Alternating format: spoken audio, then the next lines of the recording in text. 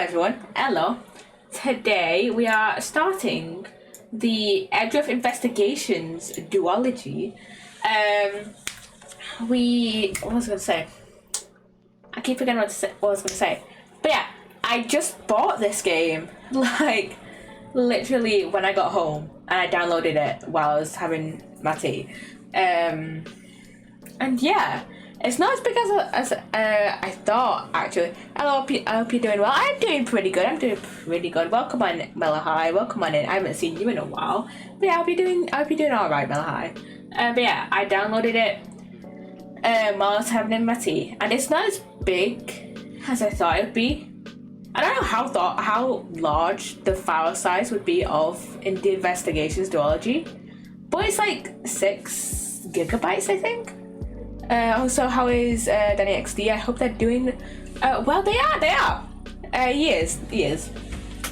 He's doing pretty alright. We recorded a video on like one of his other channels the other day, I think. I can't remember what day it was. But yeah, he's doing alright. He's doing pretty good.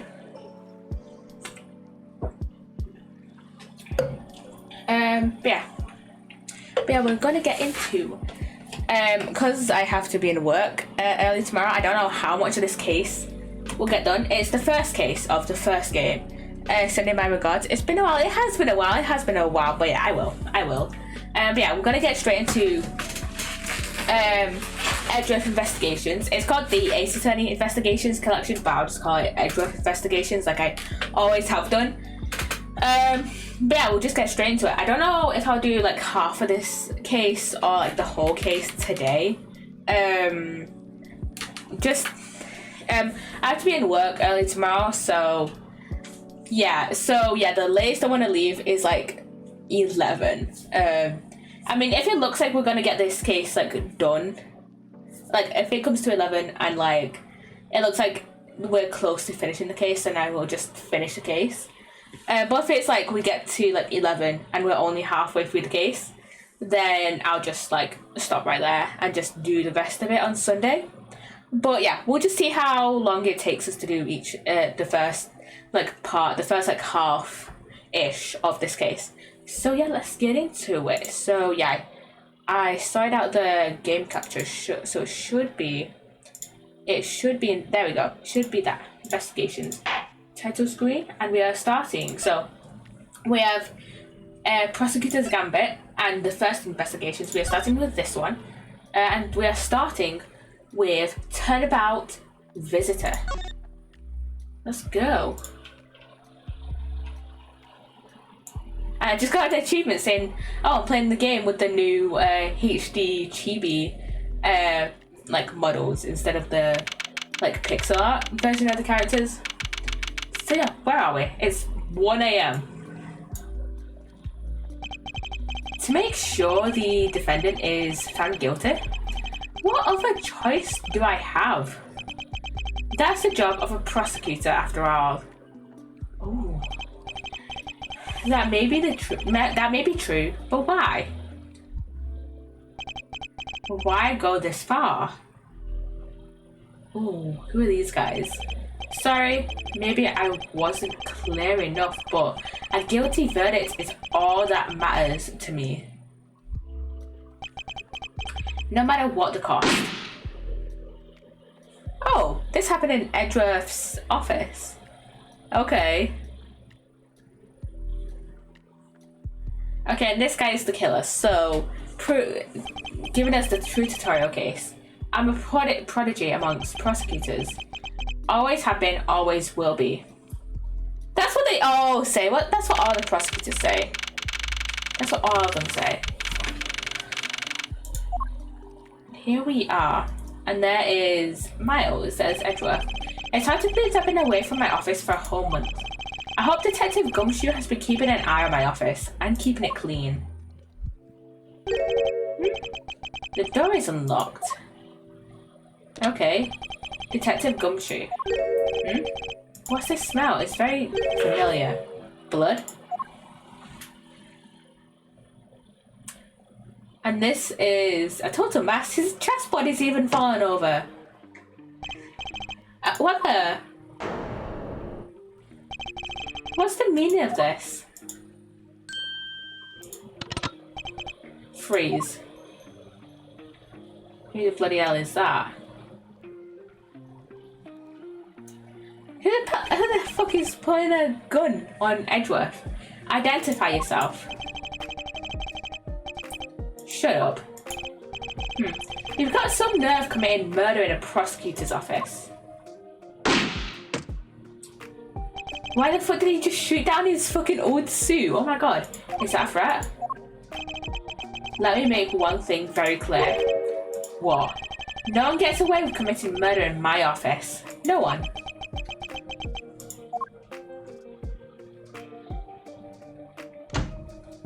Okay. My name is Miles Edgeworth. I work as a prosecutor in my local district. Little did I know that upon my return home after a month abroad, I would be thrusted into a multitude of cases and some very frantic and busy days. Okay, and we are in his prosecutor's office, room 1202. Oh, what the fuck is that? Oh, this is our evidence and our profiles. Okay, interesting. And autoplay is the O key, and history is the R key. Because in the Apollo Justice trilogy, it's T for the history and F for autoplay. Options, G for options is the same, but I don't know. I wonder why they changed the keys. I've finished photographing the victim's body, sir. Very well. Please continue your investigation. Yes, sir.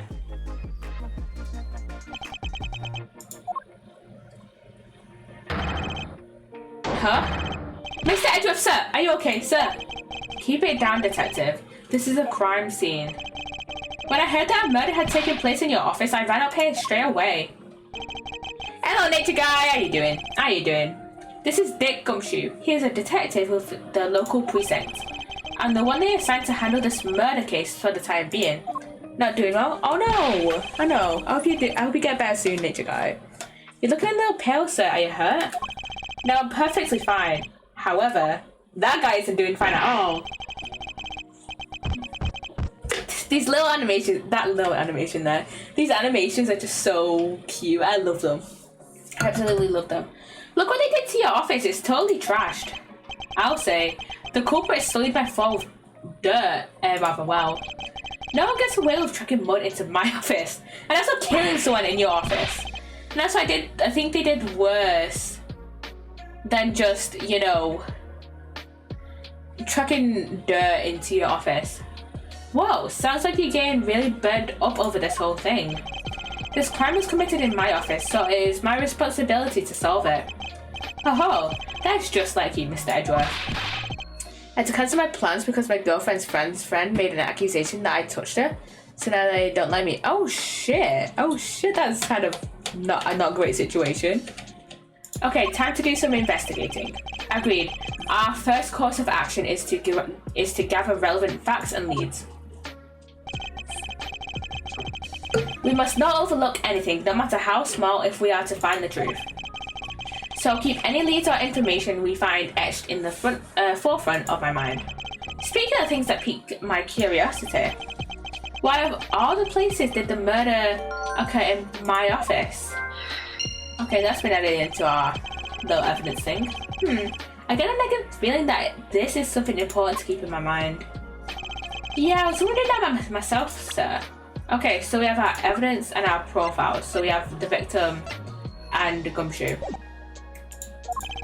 I mean, you can't really say it's just a coincidence, can you? No, not really, especially because of this. The key to your office? What do you mean, sir? Oh wait, Q? I don't know. Because it came up with Q with the thing that the office and the key went into. Let's go into... No, it's just our prosecutor's badge for the moment. If you think about it carefully and use logic, it should become clear to you. Logic. By finding the connection between two pieces of information and connecting them, new information is born. That is the end result of using logic. So how do you use it? First, I record the information we've gathered with Q. Then I connect them together with T. Why didn't I just use R and O instead of using Q and T? I don't understand the whole key swap changes. Now to use key and record Q to record facts. So we've got country my office and the office key. Connects those together. For security reasons, all prosecutors' doors are outfitted with locks, which means it would have been hard for the murderer and the victim to get in here. Yeah, because I assume that the only people who would have keys to the prosecutor's offices are whoever the chief prosecutor is. Because I know investigations takes place after the Phoenix Wright trilogy, so Lana would be arrested at this time, so she wouldn't be chief prosecutor. So who would be the chief prosecutor in these games? I don't know, but I assume the chief prosecutor would have a key to all the offices. Whoever, and obviously each prosecutor would have a key to their own office. And then Detective Gumshoe, I assume he also would have a key to Edgeworth's office. So I assume that maybe we just saw who the guy was. I don't think he's the chief prosecutor. But yeah, I assume maybe the guy that killed the victim either stole it off the chief prosecutor, though that's not likely, or just stole it off Gumshoe. Much more likely. Which means it would have been hard for the murderer and the victim to get in here. Ergo, it's impossible to dismiss the location of this crime as mere coincidence. Yeah, that's exactly what I was thinking, sir. There must be a reason why someone infiltrated my room. What was the killer after? Okay. You're really on the ball today, Mr. Edgeworth. That's some beautiful logic, sir. Yeah, well, when you follow leads to their conclusion, only the truth remains. However, if the information doesn't line up properly, I may stray far from the truth as well. But if I think carefully before piecing leads together, the logic should flow. Well, let's get started with our investigation, shall we? Yes, sir. Woohoo, investigation time. The basis of any good investigation is to examine everything, sir. I know that. I know when I want to examine something, I simply use space when I'm next to it. Oh, and if you ever feel lost what to talk, just use T, okay? I'll give you great, precise advice as an ace investigator, sir. So close to actually getting to the name of the series. Something to try later if I have free time, I suppose. Okay, I wonder. Achievements. Okay. For completing this case, we've got one for completing this case, obviously. For listening to Gumshoe talk in the hallway about where he thinks Jim came from in this case. Do we have anything else? Let's see, let's have a look, see through the achievements. I don't think we've got anything else, but I'm going to talk to Gumshoe anyways. Let's talk to him. You called, sir? Notice anything? Is there anything you noticed that you'd like to share, Detective Gumshoe? Just that I rushed over here as soon as I heard there was a murder in your office, sir. The investigation's just gotten started, so I guess there's not much else to say. So, were you the one that found the body, Mr. Edgeworth? Unfortunately, upon my return, I found my office door to be unlocked. And what awaited me inside was this whole messy affair. Ouch, that's rough. Even though I left the security of this room to a certain detective... sorry, sir. About investigating. I assume you understand how to conduct investigations, Detective Gumshoe. Of course, sir. Examine anything and everything with space. By checking various things out, we can gather all sorts of evidence and information. You can see the evidence we've collected with E. For information and leads, it's Q. That's it. Great job, sir. Detective Reasonable is the way to go. It's called deductive reasoning, detective. Clearly something you lack. Yeah, he's not the brightest. Okay, I'm gonna have a look over here. We have the revolver. But over here, could this possibly be the murder weapon? If so, it would mean that the killer made their escape after disposing of their gun here. I think I've seen one of these before. Care to enlighten me as to where? Oh, I know. I was issued the exact same model. I think, Jesus Christ, Gumshoe. Detective. I don't really like guns all that much. I mean, they're really dangerous. But now that I think about it, you do see this model around the precinct a lot, sir. I don't use mine much except in emergencies, so that's why I didn't recognize it. So it's the same type of revolver as the ones used by the precinct's detectives. Okay. Okay, we can walk around now. I love this. I love this. Just walking around. Okay, and we've got his fallen over chessboard. Ouch, they even knocked over your chess set. I had it all set up ready for when you get back. I figured we could play a few games. I had no idea you were interested in chess. I'm actually pretty good at checkers, so I thought I'd give chess a try. In that case, I suppose I can set some time aside after we solve this case. Though I don't expect the games to tax my mental acuity much. Okay, and then we've got the victim.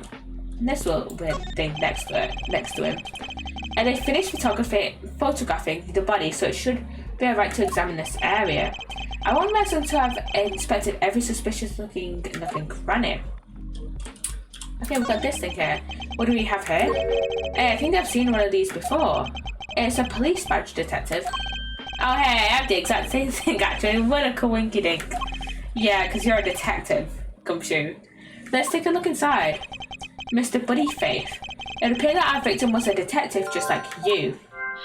Okay. I seem to have gathered a few pieces of pertinent information. Now to calmly use some logic and figure out if any of them are connected to each other. Okay, so logic time, I guess. Okay, so victim was a detective, so it would be safe to assume that this was his gun? Maybe? The revolver, the standard model used by detectives, could it have belonged to our recently departed? Detective Gumshoe, could you please thoroughly check the victim's body one more time? Yes, sir. On it now, sir. Excuse me, pal. Let's see. What have we got here? Mr. Edgeworth, sir. This guy's wearing a gun holster. So it appears that our killer somehow managed to take the victim's gun from him. Okay. Are you going to be okay with keeping track of the evidence we find, sir? Of course. This is the safest way I know how to keep track of it after all. Alright, if you say so. I log any and all evidence I find in my organizer. When I want to re-examine a piece, I have but to press E. When I want to re-examine a piece, I have but to press E to open my organizer. But the organizer isn't only for evidence. I keep people's profiles on hand in it too. It's probably a good idea to make a habit of checking the facts often. Let's see what else we can find about this revolver. As I always say, you've got to look really carefully at each piece of evidence. You can use the arrow keys to rotate an object. There's no such thing as a bad angle. Use Q and E to zoom in and out to get the nitty-gritty. Okay, rotate. Let's see. Can we examine if this says like some sort of like ballistic markings on it or something? Wait, we can't examine that at all, but we can examine this. Okay, it looks like only one round was fired from this. Oh, so the killer killed the Vic with just one shot after wresting the gun from him? Sounds like the guy knew how to handle a gun, huh, Mr. Edgeworth? We have no proof for now, but that is a distinct possibility. Okay. Let's give the body a once-over. There's blood all over his lower abdominal area even. It looks like the bullet passed clean through his stomach area, sir. In other words, he was shot. Yep, and until the autopsy's done, I don't think we'll know much than that. Please have the body sent to the morgue once they're done processing the crime scene. Wait. I just realised there's little letters on these files here. And they spell out gum. Gumshoe? I don't believe it. I packed those files on these shelves so tight that not even an earthquake could make them fall off, but just look at them. At this rate, the rest of the files won't be able to withstand an earthquake at all. A problem to be sure.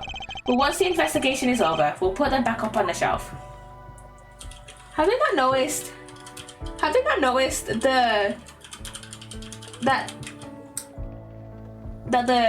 it spells it's gumshoe and upside down? Your files are all over the floor, sir. They probably fell during the struggle between the victim and his killer. And I tried so hard to keep this place spotless while you were away. I mean, this just rendered all the time and effort I put into it pointless. I don't recall ever asking you to clean my room. Well, I wanted the flowers every day just like you requested, sir. I just added cleaning to the list as a weekend special. For about half a day every Saturday, I'd come in and clean this place until it sparkled. Does he have a life? I mean, no. Since you cut his pay, he probably has to work longer hours. I guess this is all about we're going to find out. We just should send the body to our gym. Oh. This is our killer. Why? How could this have happened to a guy like you? Are you alright? Don't touch me! Leave me alone! Just let me be! Sorry, but I can't do that. The investigation is still ongoing, so please refrain from touching the body. The body? The body? Don't talk about him like he's just a lump of flesh. Look at him. Jim looks like he's just about... what? Look, Jim looks like he's just turned in for the night. Sure. Just in a bloodstained suit, pal. Where are my manners? Are you that prosecutor? Why, yes, I am. I'm Jacques Portsman, prosecutor. Jim here was my partner in crime, busting. I'm Miles Edgeworth, and like you, I am also a prosecutor. Detective Dick Gumshoe, sir. So you're Miles Edgeworth. I guess this is your office? Yeah, that is correct. Then it was you. You're the one who killed Jim. Hey, don't go around jumping to conclusions, pal. Just calm down, okay? I will not. I know how things work around here. High Prosecutor's office doors all have locks built into them. And only the owner of the office has the key to his or her own office door. That is correct. However, I was not the one who killed your partner. Yeah, Mr. Edgeworth has been overseas on a business trip this whole time, pal. And the key to the door was with me the entire time, okay? So the only one who could get in here was me. Gumshoe digging his own grave. What that means, I'm not sure what that means. So it was you then, you're Jim's killer. No wait, pal, you've got it all wrong. Everyone calm down. But this guy isn't called Jim though. His name is Buddy Faith. Unless Jim is like a nickname for Buddy, but I don't know about that. Mr. Portsman, correct? If you are a real prosecutor, you should know how to stay collected.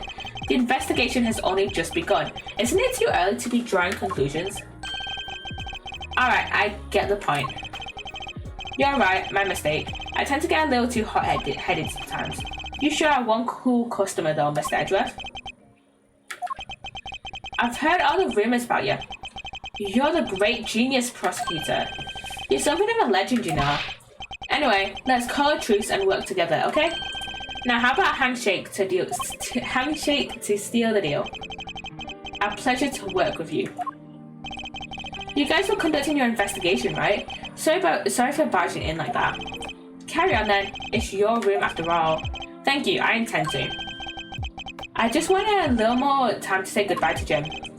You there, sir?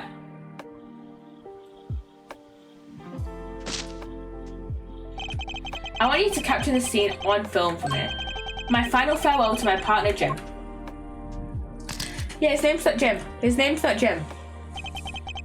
This guy is suspicious because he's the actual killer. I should probably give them some space. Okay, so we can't go. Can we not? Okay, we've already examined that area. Okay. Let's, I guess, go over to here because this bit was shot. Ah, your jacket, sir. What's it doing on the floor? It must have fallen off the wall when the killer tried to threaten me by firing around. So the killer not only shot the victim, but they shot your jacket as well? They dared to shoot the ultra special jacket that you made your prosecutorial debut in? But if they had shot through it, it would have been a disaster. It's not worth getting worked up over, detective. No one there's something more here. Huh? Like what? I take it you haven't noticed it yet, detective. There's a giant contradiction right here in front of us. Really? Did I say contradiction? He must have been rubbing off on me. I'm starting to sound like him. Oh wait! Is the gun that Edgeworth was friend with not the same gun that shot Buddy? Because with the gun we found, the revolver we found, only had one round missing. And if Buddy was shot once and the jacket was shot once, that means we need 2 rounds missing. So unless this person unless Jacques refilled a round, then I doubt that's happened. Unless we've got the person who threatened Edgeworth was not Jacques. But I have my own methods, and I will conduct this investigation my way. When the scene before me contradicts a piece of evidence or seems off, that's when my deductive skills come into play. First, I have to find the spot that holds the contradiction. That being this bullet hole is where the contradiction lies. When I spot something that's off, I should point my cursor at it and press T with conviction. And when I have found sufficient proof to prove the contradiction, I present it. This is how I do things. So the revolver, 2%. So used to like space or like something else present. This buttonhole is the contradiction. What do you mean, sir? It's elementary. 2 shots were fired in this room. Okay, Sherlock Holmes. The first fell to the victim, and the second felled this frame. And that's right. However, this gun was only fired once. And that's true too. Which means that one of these 2 bullets was fired from a different gun. I'm just gonna check this discard pane really quickly. And there we go. Did the killer have another gun prepared for tonight? By the way, I noticed something, sir. Yeah? What's that thing sticking out from behind the frame? Oh, it's a secret safe. A secret safe? Oh, I smell money. I'll spare out the trouble and just say it. Nothing like what you're imagining is inside. Now, if you could kindly move this frame out of the way. Roger that. Talk about dusty. I suppose that's what happens when I'm not here to dust it once in a while. I had no idea there was a safe here, or I'd have kept it clean for you, sir. So when did you put this thing in? It wasn't something I had installed personally. Every prosecutor's office has one. Really? I had no idea. Well, only prosecutors are supposed to have knowledge of their existence, sir. So what's inside, Mr. Edgeworth? Right now, nothing. We only use them to store especially important evidence when a trial is in session. That's it. Talk about squashing my hopes and dreams. Okay, we've got this safe. I would like them to have investigated every suspicious looking nook and cranny. Okay, why is there a big smudge mark of the dust? Now this is odd. You found something, sir? This keypad, don't you find it to be a bit too clean? Yeah, there's a thick layer of dust all around it, but not on the keypad itself. You there, the forensic scientist. Yes, sir? Could you please dust this area for fingerprints? You got it, sir. I couldn't find let alone lift a single print. Looks like it was wiped down as well. As I thought, it appears that logic is the only way around this setback. Time to rationally and calmly connect the dots with the information we have. I have a question. Okay, move, Edgeworth, move. Okay, we can't go out, so we can't get that achievement just yet. What did he say? No. Info I gathered. Let's just talk to him about that. I seem to have picked up a few good leads. Oh, so now you're gonna do that thing? You do all that with all that information, right? What are you babbling about? The brainy thing you were talking about just a few minutes ago, sir. Logic. You said that you can look at all your leads and info by pressing Q. Then you pick the ones that seem relevant to space and connect them all to. That's your way of investigating, right, sir? Yeah, which is why this exercise in explaining my own method to me was unnecessary. Okay, then how about I explain my logic to you next? That's even more unnecessary. Okay. Q connect. Okay. Wait, no. How do we go into logic again? My brain is not braining. Is it this? Yeah, it is this. So... these two? So let's go and wipe fingerprints. I believe I figured out what the murderer was after, so yeah, to get into the safe. Though the safe has nothing in it, it only has evidence in it. Well, what is it, sir?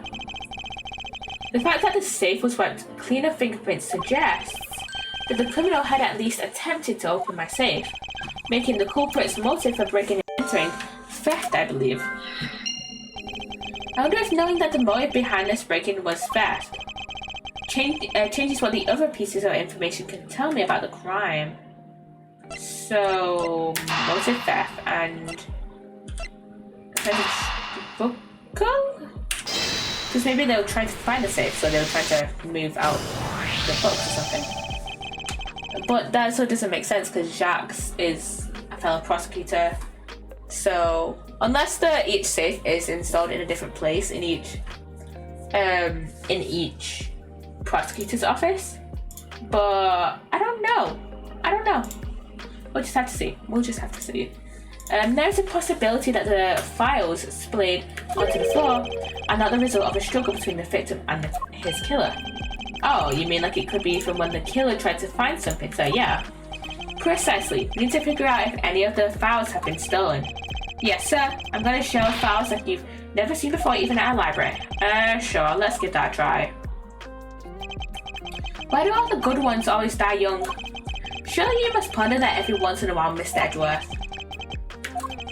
No matter how much we lament, the dead will not come back to life. All we can do is search for the truth. And, so what are we supposed to do? How do we go about finding the truth? First, we calmly restore all the files to their rightful place. You got it? Here, let me help. Oh, so this file goes here and that book goes there. You should know a lot about where things go despite it being Mr. Edgeworth's office. Because I'm the one who keeps it tidy, pal. Okay, done. Okay. It would appear that the murder would definitely... it would appear that the murder was definitely committed here. The bloodstains on the bookshelves are still fresh. I suspect that the victim was killed in a standing position, hence the prints on the shelf. And then the guy fell onto the floor, right? The blood on the floors kind of grossing me out. Detective, I don't have the time to deal with your weak stomach right now. But you know I'm no good with blood, sir. I'm certain there's something wrong with this picture. The blood. Not the blood. The bullet hole. No. I'm still trying to get used to the changed controls. So this is where the bullet lodged itself after it went through the victim, huh? I say that as if I can't just use my mouse, but whatever. For the bullet to be lodged so squarely in a fine spine indicates that the files were ransacked after the shooting had occurred. Then I guess the victim was moved because he was in the killer's way. Produce. Is this spot somehow connected to any of the evidence I hoard? Huh? Maybe that. There's clearly a contradiction here with this bullet hole. What do you mean, sir? You don't see? I'm just stumbling along with this. Quite simply, the bullet hole itself is too low. If the victim was shot in the stomach, the hole should be much higher up. What if the guy was shot while he was sitting or lying down, sir? That would be illogical. The victim himself, leaned against the shelf here after being shot. Which suggests that he was standing when he was shot. Then that means... Wait, what does that mean, sir? It means you need to use your brain every once in a while instead of mine, detective. In any case, it means someone made a faulty assumption. And it was from this mistake that our current contradiction was born. What's the faulty assumption that caused this problem with the bullet hole's position? The order of the files? Maybe this file... 0... Oh, 0D! 0D, I don't know why, but these are all 0. They're all going number then letter. So 0 must be up here instead of the first 5 ones. Everything should be shifted along. I believe the order of the files is a bit off. You may have put them back in the wrong order just now. Hey, actually, I think the labels on the files are wrong, sir. Oh, yeah, you see here how the files that were shot begin with number 0. What are those doing all the way down there after 1, 2, and 3? That's really weird. Actually, the way they are organized now is the correct order. They are exactly as I see them in my eyes, but the numbers are all out of order. Those white binders are special, so they are arranged a little differently. But from this, we know that the files were not in this order when the crime occurred. So maybe the bookshelves were ransacked before the murder took place, and then when Jacques was like ransacking the place, I assume Jacques because he's the guy we saw in the cutscene, and then maybe he was quickly trying to put them back, but put 0 first in front of the 1s instead of putting 0 after 3, like how Edgeworth puts it. So that's why the bullet hole is in the 0 and not in the 1 files. Ah, so that's it. I believe the killer made the same incorrect assumption as you just did, detective. Let's rearrange the files in numerical order and see what we find out. Do you think it'd be okay to prop the body back up to how it was before it moved? They finished processing the crime scene, so I don't see why it wouldn't be. If you please, Detective Gumshoe. As I suspected, the bullet hole is now where it should logically be. And the killer went through my files first before shooting Mr. Faith. Okay, now we can see H0H is missing. And you can see there's something should be on there. Another letter should be there. Spell out Gumshoe. Exactly, and then proceeded to shoot the victim. But why would someone kill a man and then look through your files one more time? Puzzling indeed. The files were thrown into disarray twice, once before and once after the crime, but why?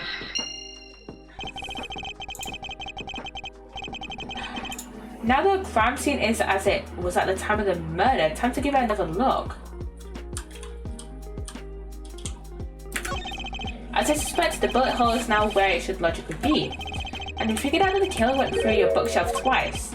Indeed, there are many things the killer did that doesn't make sense. But to figure out the whys, we need more information. And yeah, but one more thing that doesn't make sense. The missing 0H file. What is this? Why does it say Gumshoe on there in blood? I'd say that's some incredibly incriminating evidence. Yeah, indicative of criminal activity indeed. No, wait, there's gotta be some mistake. Mr. Edgeworth, sir, help me. Say something, sir. It appears that one of my files was stolen. Is that all, sir? What about me and my situation? Is this what the killer was really after? Okay, well, that complete. Looks like Jim was able to leave us the name of his killer in the end. This most important message managed to reach us. I'm telling you, it wasn't me. You can't be terribly pleased to hear that your beloved partner is the guilty party. If you're going to accuse Detective Gumshoe of being the culprit, I sincerely hope you have some proof to back it up. Jim's words, they're more than enough, wouldn't you say? If that's how you want to play it, then at least allow me to understand your reasoning. You got it. I don't like this one bit. There's something strange about this man's attitude, and there must be some sort of flaw to his logic waiting for me to dig out. Miss Edgeworth, what are you going to do? what I always do in court, I'm going to cross-examine him. One way or another, I'll expose the flaw in his logic with this technique. Oh, how do you do that? Can you explain it to me, sir? So over time, we already know how cross-examinations work. We literally just finished apologies this last week. Mr. Portsman, if you're ready. If you don't have the time, you could just say so, sir. Okay, let's go. Detective Gumshoe, you stole Jim's gun from him and shot him dead. Furthermore, you messed up the files to make it look like you had committed theft instead. That's when you moved Jim's body and that was sitting in front of the bookshelf. But thanks to that, you didn't notice the bloody letters his body was hiding. And it'll be by his final words that you'll be brought to justice. You intend to argue that the victim's dying message points to his killer? I can hear Jim's voice and he's calling for his killer's arrest. Are you sure you're not mishearing his words, Mr. Portsman? There's no way Detective Gumshoe is the culprit here. I will find the flaw in this man's logic and expose it with credible evidence.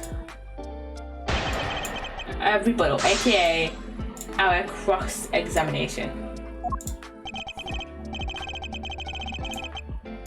Okay, I think I know what to present on. So let's go to here. That knows the bloody letters his body was hiding. But also, we have the stolen file, so if you know, Gumshoe stole the file, then, you know, he would have noticed the letters, and therefore he would have noticed the name, and therefore he would have stolen the other files as well.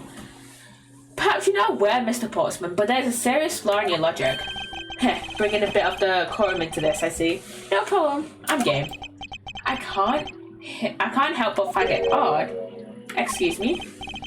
Odd that a fellow prosecutor would be brought down by the power of his own office. What are you talking about? Oh, you're joking, I get it.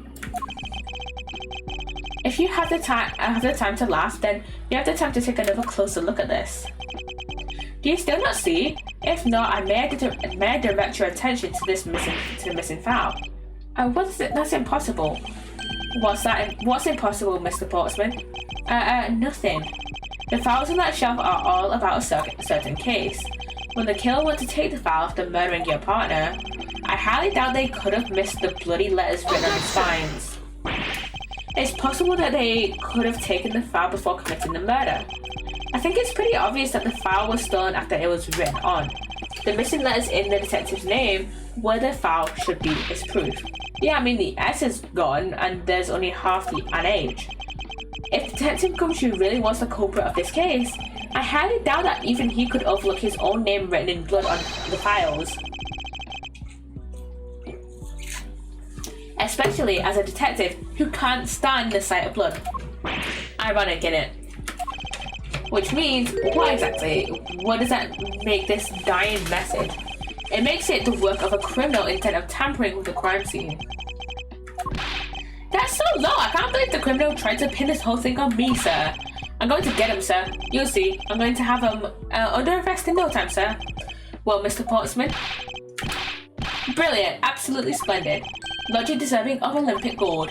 I appreciate the praise, but it doesn't change the fact that your reasoning is flawed. You win some, you lose some. That's how life goes. Glad everyone's so cheery, even though I feel more dead than alive. But you know it really is a shame. I really didn't want to have to bring this up, however. Whoa. What is it this time? Are you still after me, pal? Humor me for a second. Who has the key to this office? That would be me. But Mr. Edgeworth has just proved that I'm innocent, pal. What? That's absolutely right, and I acknowledge your innocence. Then why do I sense that you still have something to say?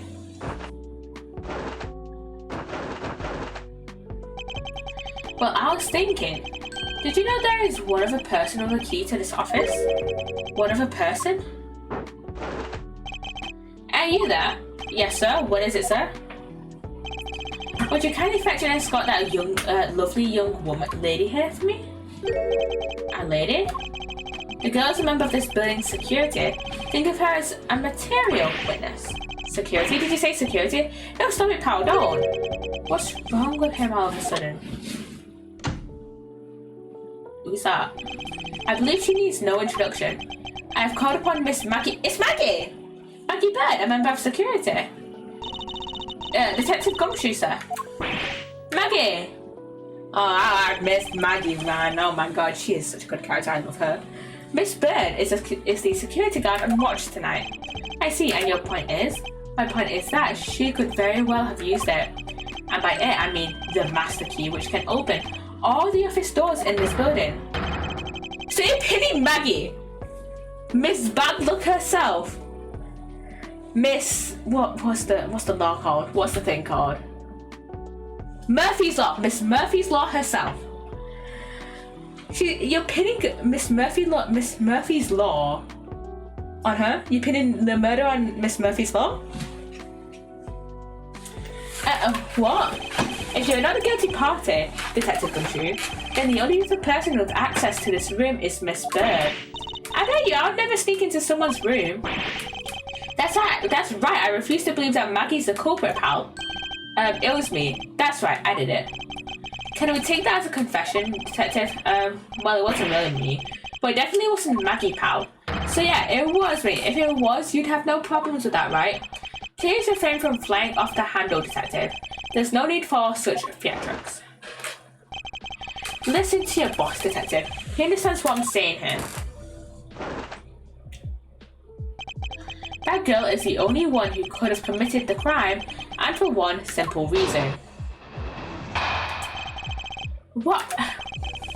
It's pretty obvious that Miss Bird snuck into your room using the master key. I mean, if Detective Gumshoe isn't the one who opened the door, then that leaves only Miss Bird as our prime suspect. On top of which, she knows our good detective, doesn't she? Making it all the more probable that she was the one who faked the dying message. So you're saying she used the master key? Incredibly incriminating evidence, wouldn't you say? That's what you claimed about the evidence earlier as well. That was then, this is now. The flow of a good match always changes during a rally. It's all about your reflexes and reaction time, especially for an athlete like me. I wonder if there's anyone else other than Miss Bird who could have used the master key. It seems like the only way to get Mr. Portsman to give me more details is to press him. Okay, we press him then. Hold it! Okay, press is still the same. Press is still Q. Are you sure Miss Bird is the only member of security who could have used the master key? There's only one person on staff at this time of night, and tonight, she's it. Isn't that right, Miss Bird? That's, true, but I wasn't able to use the master key at the time of the crime, sir. Wasn't able to? What's that supposed to mean? Yeah, moving on. I'd hate to get sidetracked by something unrelated. What do you mean unrelated? I want to hear what she has to say, pal. But you can't really trust her not to tell lies. Plus, I hate wasting time. Should I hear Miss Bird out? Yeah. Not so fast. I too am interested in hearing. Interested in hearing what Miss Bird has to say. Then I just say it'd be a waste of time. We don't need to hear her lies. I'll be the judge of that. Miss Bird, if you please. I discovered that the master key was missing at around 1 AM, sir. What do you mean by missing? As in, it wasn't anywhere in the security booth, sir. The killer must have stolen it.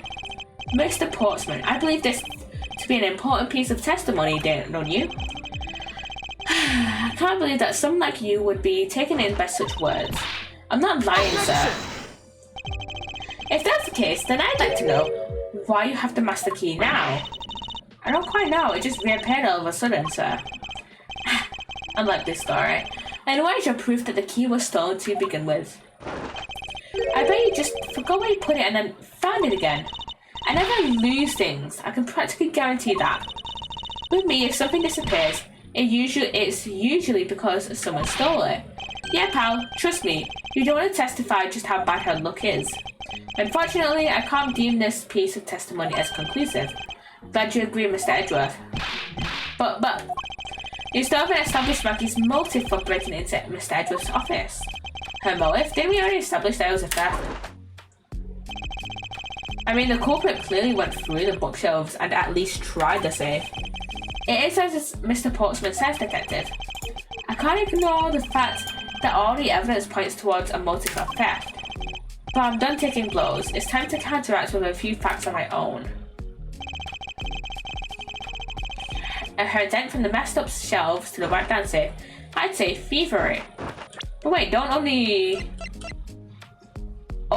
the prosecutors know of the safe? So each prosecutor has one in their office.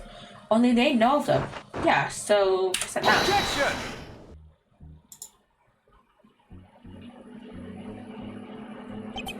Do you wish to continue insisting that Miss Bird was set on stealing something?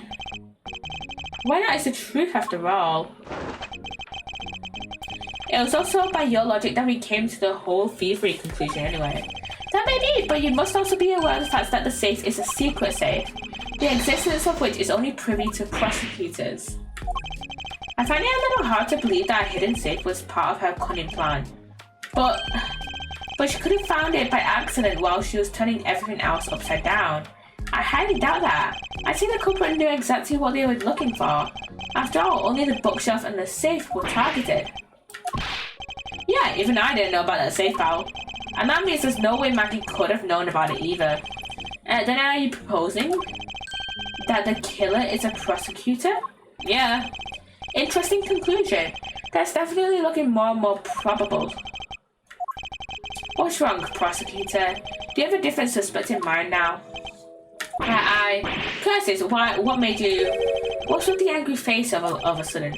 It's all my fault. What do you mean? It's Jim. He knew about the existence of the secret safes even. What did you just say? We were partners, like inseparable conjoined twins. That's why I told him. I filled him in on the secret safes. And that means, yeah, I know, I'd only just told him to. Obviously, it was wrong of me to tell him. I still can't believe it. But the thief who broke into your room was probably Jim. Now he's claiming that the victim was the thief, and you were simply trying to stop him, weren't you? Miss Maggie Bird. Excuse me? I mean, you are a security guard, right? That's your job. But killing is going a bit too far, even if in your risky profession. But that you're still accusing Maggie of the murder? Yeah, I know. I mean, she had stumbled upon Jim, who had probably drawn his gun. I get it. It was self-defense, wasn't it? No, I couldn't. I could never do something like that. Not even as a security guard, sir. Plus, even if he was the thief, he wouldn't have a key to this office. Which is precisely why he had to steal it, wouldn't you say? It was Jim who stole the master key. Kat, welcome on in. Welcome on in. Thank you for the raid. Hello. How are you doing? How are you doing? I saw that you were also streaming a bit of the investigations earlier. How was your stream? How was your stream? It's pretty good. It's pretty good, isn't it? It was great. I'm glad it was good. And there's an ad coming in literally 5 minutes. Yeah, if any of you hope you have a fantastic stream. I thank you, Kat. I thank you.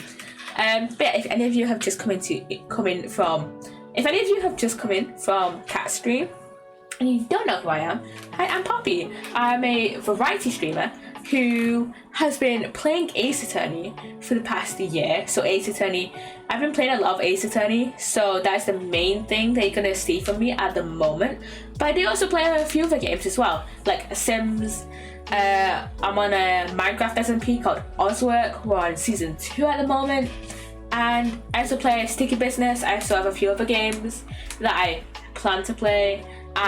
You can check out all the games that I currently play and that I plan to play in my About Me section. Yeah, I'm glad you had a good stream, Kat. And yeah, let's get back into investigations.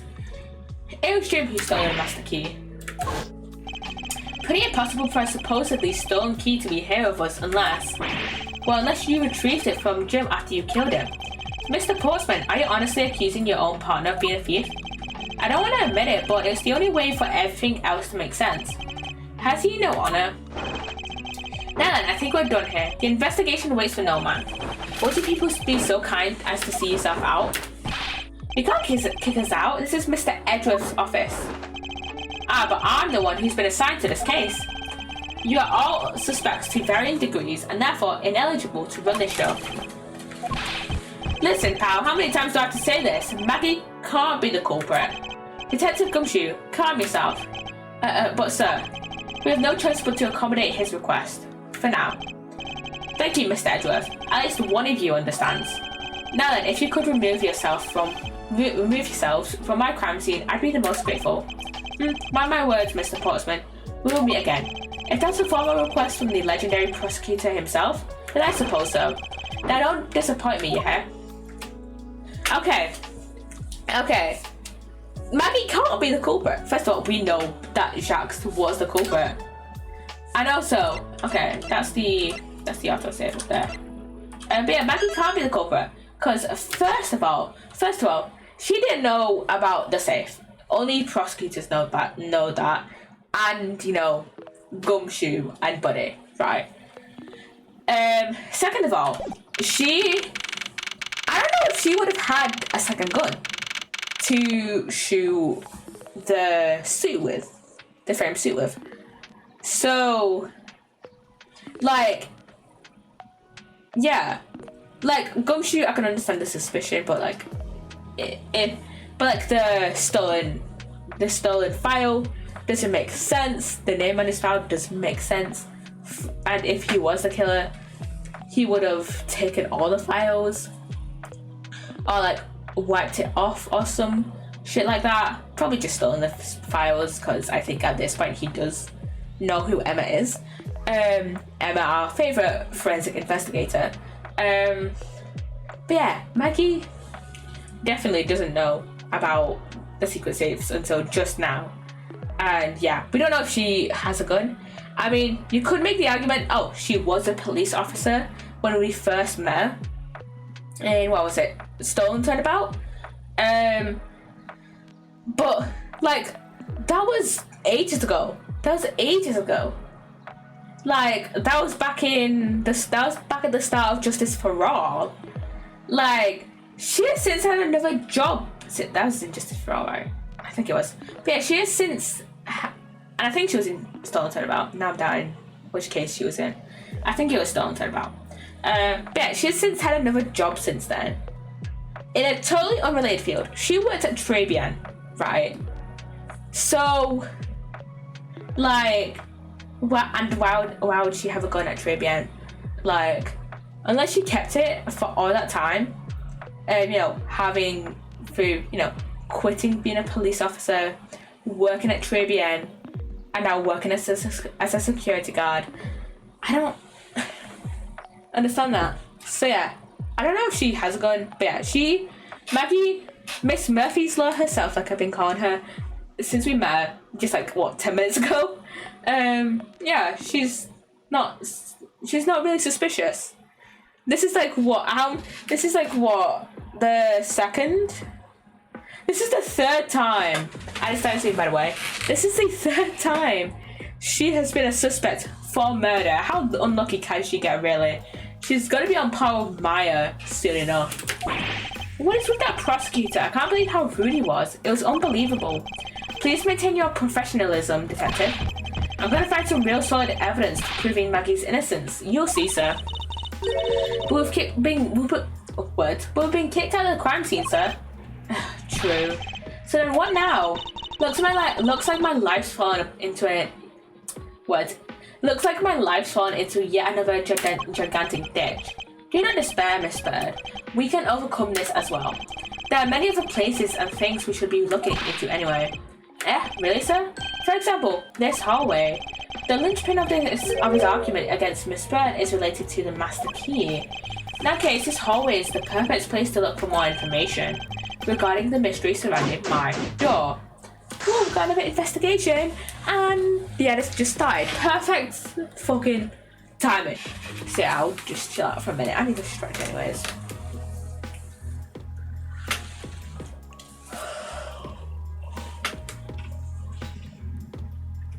Oh my god. Okay. But yeah, we should looking at it. We should be able to get this case done in this stream actually.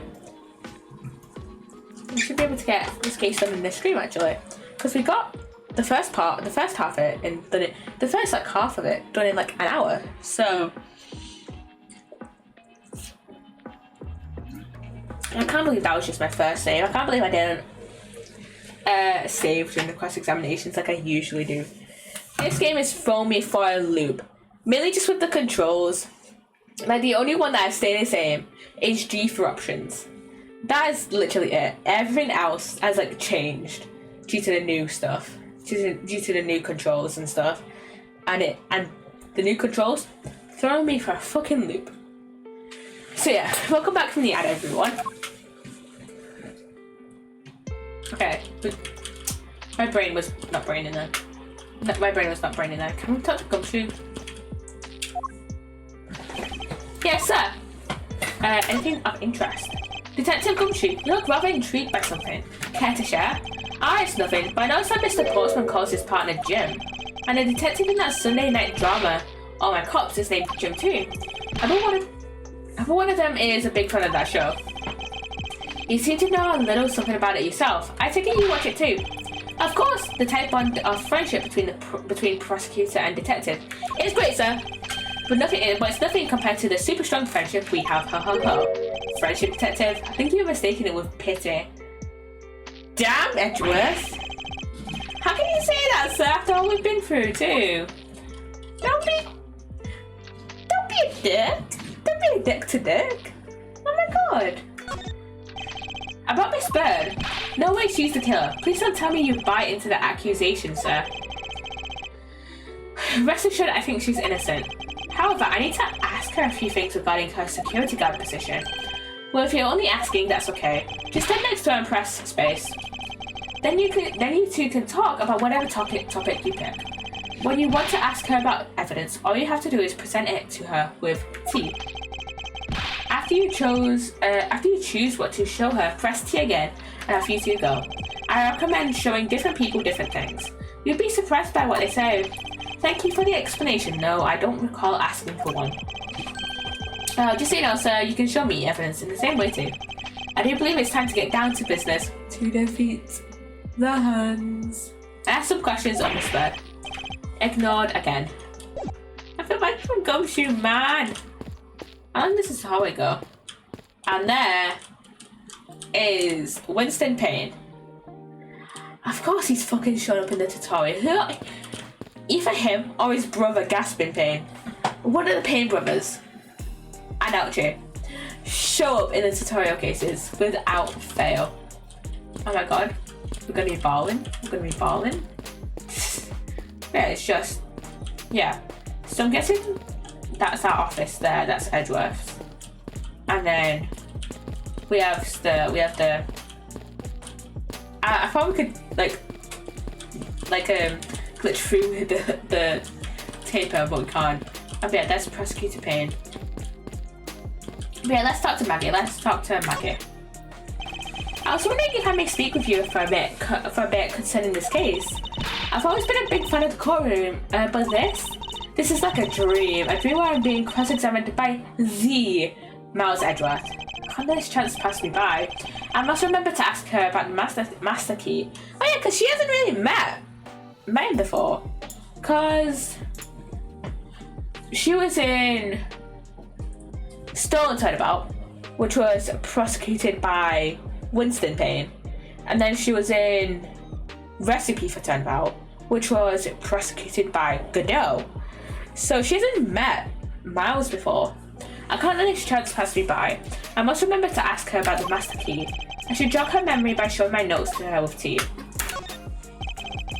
Have you ever met the victim before? Well, I've seen him a couple of times before when I had to go to Mr. Portsman's office.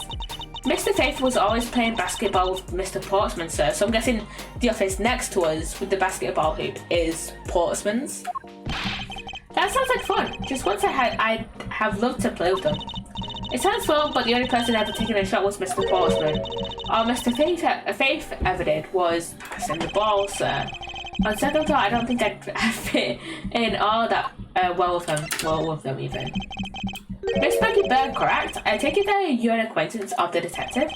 She was under my supervision back when she was still on the force, sir. One day she got caught up in a murder and the things started going downhill, so she quit. But I owe a lot to Detective Gumshoe for introducing me to my current employer. That's what I thought until a few hours ago. Right before I was about to clock out for the night, you got caught up in this whirlwind of a case, correct? Don't worry, my whole life has been nothing but a whirlwind of bad luck and failures. Since I was 6 months old when I fell from the 9th floor of my apartment building, I don't know how she survived. I've been hit by all sorts of vehicles, gotten sick from all sorts of food, failed at almost every test I've taken, experienced almost every kind of disaster, and I've even managed to be named a criminal just when I've become a security guard. That's a lot to go through in one lifetime. I know, and just when I thought I had finally found my happiness, I wind up getting you and Detective Gumshoe involved in my bad luck. You don't need to worry about me, Miss Bird, nor do you need to worry about yourself. I will solve this case and prove your innocence. All I ask in return is for your cooperation. Yes, sir, Mr. Edgeworth, you can count on me. I'll do all I can to help. So, Miles wanted me to present the master key. I keep going to press space to present, just like we did in the first Phoenix Wright trilogy. And there's multiple Phoenix Wright trilogies. Yeah, it's annoying me that I'm not pressing space. So when did you discover that the master key was missing? By the time I realised it, I think it was around 1 AM, sir. I noticed it was back around 2:30 AM. It was just sitting down the ledge where the security room's reception window is. But I'm sure that between those 2 times, it was not just gone but stolen, sir. Okay. Why is such an important key stored in such an insecure place? It's not like that, sir. We always keep the key further inside the room away from the window. Always, you say, except for this time, correct? Well, I admit that was a bit careless, but I had my reasons. I left it out because I was sort of using it at the time. It was after I had used it that I left it sitting out on the ledge. She used the master key? Why did you use the master key? What do you mean by use the master key? I had to use it to open the door for this prosecutor who had forgotten his key. Okay. I mean, it's my job as a security guard, right? Ah, what is it? That's right, I just remembered. The prosecutor who forgot his key. It was Mr. Portsman, sir. What? Please tell me more, Miss Bird. Quickly. It was around 12 AM. Mr. Portsman had forgotten his office key, so he came down to the security, sir. And that's when you loaned the master key to him? No way, it's against regulations to loan the master keys out to anyone. I walked with Mr. Portsman to his office and opened the door for him personally, sir. I see. And then what happened after that? When he called for me to come close up his office as he was leaving. Well, he called words. I don't know why my brain is not braining today. Well, he called for me to come close up his office as he was leaving to go home. That was around 1:30 AM, I think. So in summary, for the sake of one forgetful prosecutor, you used the master key twice tonight. Okay. Talk about suspicious. I doubt you can say that you've never left your keys at home, detective. I think this calls for a thorough examination of Mr. Portsman's door. Okay, time to... Can we examine anything else around here? First we can. I won't rest until I've inspected every suspicious looking cranny. Oh, is that the stolen file? Isn't that that missing O series file, sir? No doubt about it, the bloody letters mark it clear as day. There seems to be a few pages missing. Our thief took only what was necessary and left the rest behind. So what are these zero files about, sir? I guess they've got something worth stealing in them, huh? Not particularly. It's just a collection of court case files. However, the cases within these files are not mine. Oh? They belong to the High Prosecutor that used to occupy my current office. I have my reasons, but let's just say I was charged with keeping them as they were. Then that means the thief must have also wanted the file for a specific reason, right? It would seem so. Only the pages related to that case from 10 years ago are missing. DL6? I wonder why anyone would care about such an old case. Okay. Is it DL6 that's missing? Okay, so let's examine his door and stuff. What's the basketball doing here? That's Mr. Portsman's prized possession, sir. I heard he also plays soccer, dodgeball, and even tennis. And not a single one of those sports is suitable to be played in a hallway.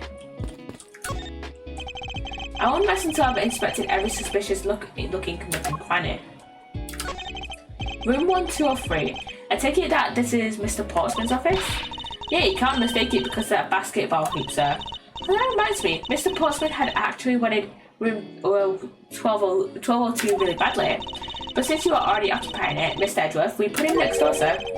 So why was Mr. Portsman so particular about getting room 1202? I'm not sure, but I bet it's because of something like his birthday is December 2nd. Yeah, that's gotta be it. I can't think of another reason why. I can't think of at least 3. Why am I even wasting time thinking about this? Who bloody knows? The door is locked tight. I bet the old credit card trick won't work here, Edgeworth. This is the office of a high prosecutor detective. These doors would be pretty ineffective if the average cat burglar could get through them. Ah, so I guess only a great cat burglar could get in. That must be who our culprit is. Might I advise you to return that conclusion to whatever pawn shop you bought it from? Yeah, exactly. It's Mr. Portsman's personal basketball hoop. I can't believe he put something like this in the hallway of a prosecutor's office. But you know it's actually pretty useful, sir. I haven't gotten lost trying to get to your office since it's been here. How long have I had the same office and yet you still managed to get lost? Yeah, he's always had 1202.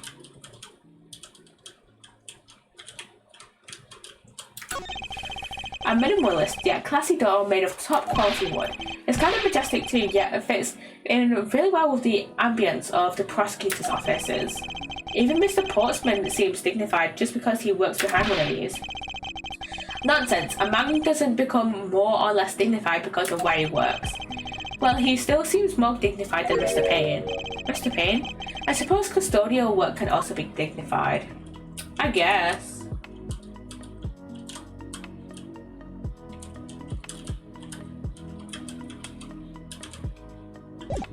Okay. And here is Payne. Let's just talk to him. It looks like you're in quite the pinch, Mr. Edgeworth. To be sure, murder within the walls of the prosecutor's office is no trifling matter.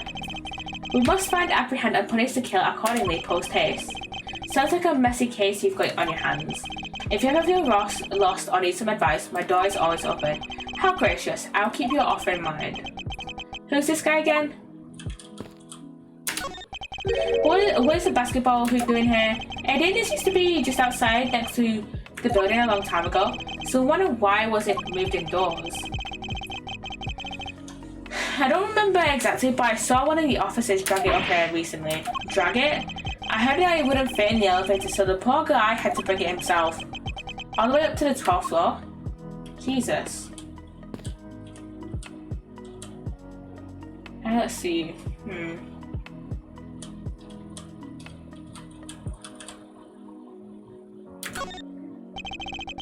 I checked this area earlier, but it never hurts to take another look. I don't know. Let's have a look at it. Look at it again, I guess. I don't know. What am I missing? Maybe if we go into magic mode. Oh wait, master key was stolen. I used the master key. Those connects, right? Miss Bird, I'm afraid there's a flaw in your story. What? No way, pal. I mean, sir. You said that you said that you locked up Mr. Portsman's office at around 1:30 AM, correct? However, the master key had already been stolen at that time. Well, nothing gets by you, Mr. Edgeworth. You saw that contradiction like a pro. I totally forgotten all about that, but thanks to you, I remember it now. You're right, it was around that very time that I realised the master key was missing, and well, I'm a security guard, sir. I can't just admit to losing the master key, could I? So I pretended to lock up his room, sir. You pretended? Well, I used my house key and made it look like I was locking up, sir. So in actuality, you never did relock the door, huh, then? I thought that maybe I could go lock it after I found the key. Come to think of it, I guess the door still hasn't been locked properly. So, can we go in? Can we go in?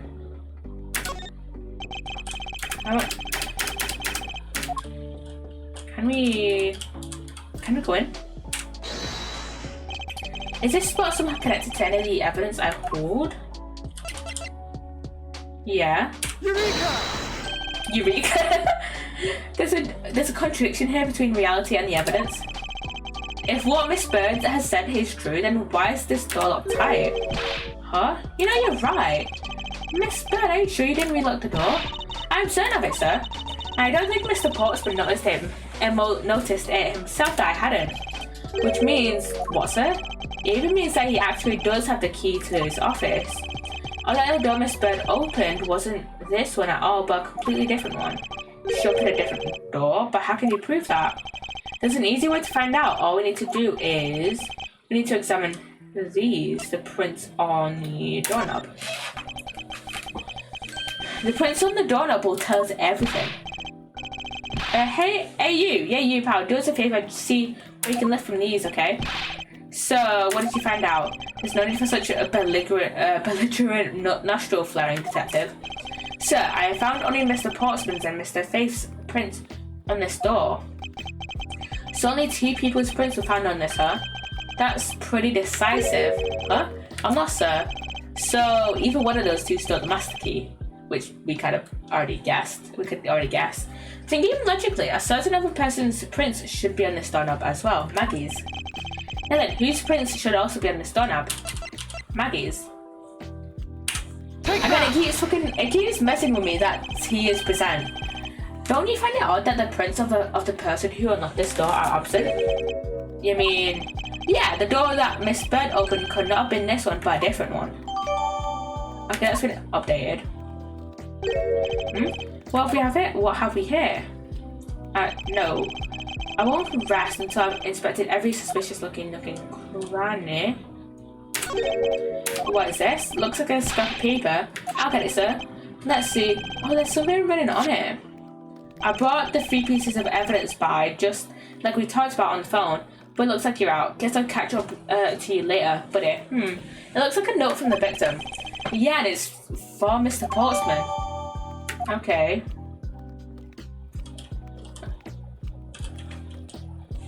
Why? That looks weird. What's this? What are you looking at, sir? Oh, hey, how about a game? That's okay, detective. I just found the position of this hoop to be a little off. Hey, you're right, sir.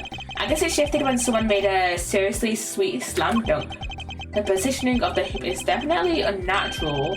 I better take note of this. Okay.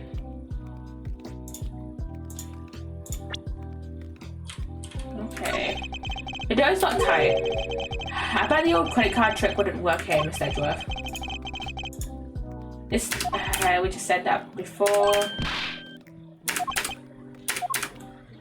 Okay.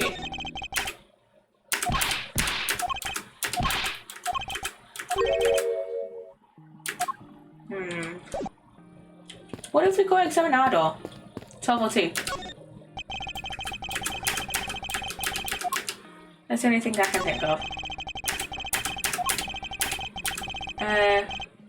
It's steadily made, making it near impossible to break in by force. It's almost majestic, sir. Wish it could be as steady as this door. Only Gumshoe would praise the door as something greater than himself.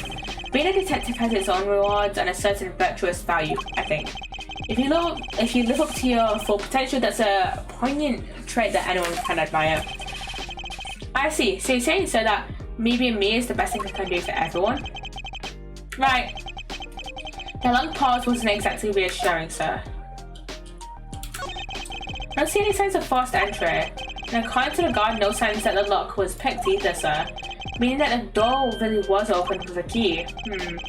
Did you happen to ask if any prints were lifted from the doorknob? Apparently the doorknob's clean as a whistle. Wiped, we think.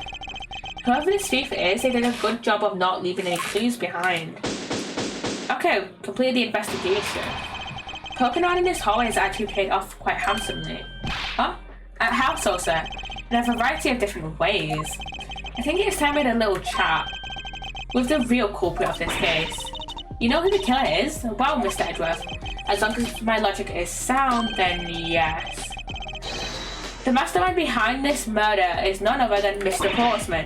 What, Mr. Portsman? I know, that's exactly what my logic senses were telling me too. I suspect it was him from the instant he accused Maggie of being the killer, sir. That is anything but logical. Ladies and gentlemen, prepare yourselves. Come on, mate, it's time to knock on Truth's door. Okay, we're back in Edgeworth's office now. Mr. Portsman, I finished processing the bloody letters, sir. Alright, let me take a gander at it. Pass it here. Okay, looking good. You there. Take good care of this. Oi! What are you doing? Throwing his books around. Well, if it isn't Detective Gumshoe. Another line for you. Oh my god. We've got you now. Call up your dog, Mr. Edgeworth. Is this some kind of joke? It's no joke. We know, Mr. Jacques Sportsman, that you are the guilty party in this case. You must be pretty upset, getting chased out of your own room. I'd be mad too. So I guess you can stay, if you promise to stay out of our way. You intend to hide your crime under the guise of a prosecutor doing his job? I can see right through the insanely paper-thin mask you wear upon your cowl. Who'd have ever thought it would come to this? Actually, come to think of it, your mentor was Manfred von Karma, right? Yes. The legendary prosecutor who never lost a single case for 40 long years. There was always this incessant chatter about forged evidence with that guy. It really teaches me that I've got to stay on the lookout for false accusations, you know. I don't try to play mind games with me because they wouldn't work. The only thing you should be using that mouth of yours for now is explaining yourself. Although that, too, will only dig your hole deeper. Either way, your game is up. Well, aren't we full of ourselves? Even though you have yet to prove anything. Okay, I'm actually gonna save here, for once. Save right there. Save complete. I have no idea what sort of harebrained idea you have in mind, but there's a mountain of evidence that points away from me being the culprit. Yeah, sure. Besides, how may I ask, do you suppose I unlocked your door and got in here? The master key that you stole off Maggie. Look, I feel bad doing this to you, but I've got work to do, so we're done here. Sorry, but we are not finished yet. Boy, you're stubborn. I suppose you're basing your accusations on something. I'll show you what I'm basing my accusation on. With evidence. Okay. Okay, good bundle time. And E and E for presenters stay the same.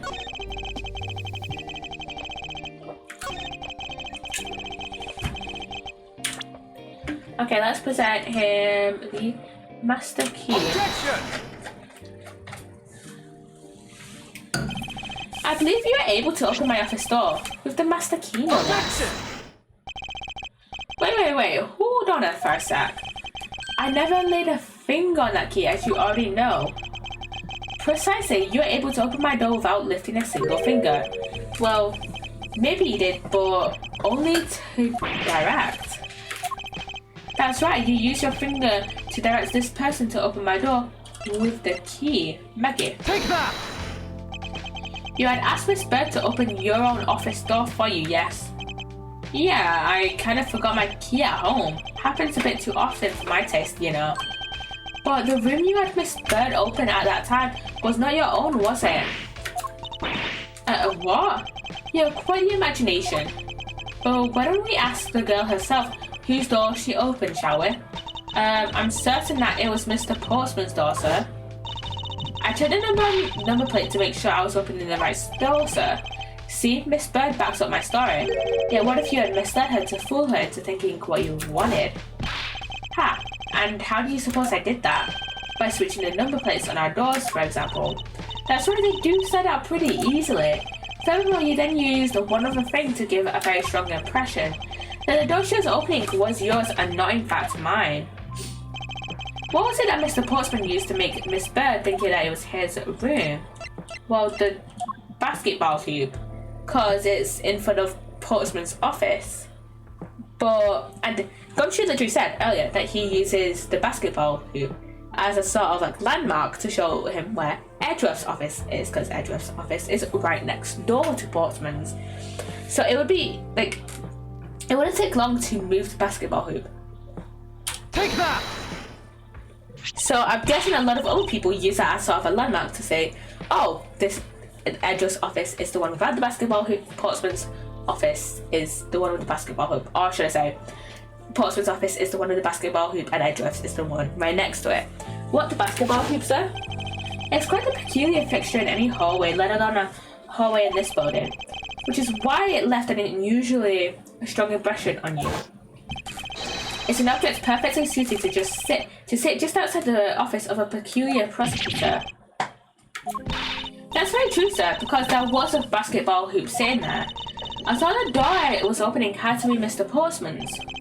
The size of the hoop has been moved. To sit in front of my office, to be sure.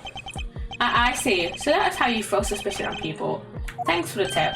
But I think your conjecture is a little off the rack. What did he say? Race track. Now you're just spouting nonsense. I had a girl open my office.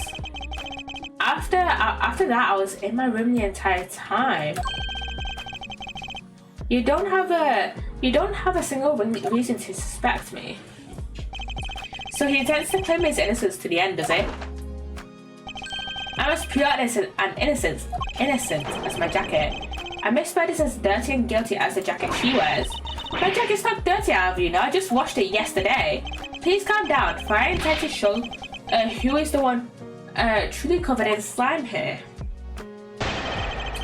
Okay.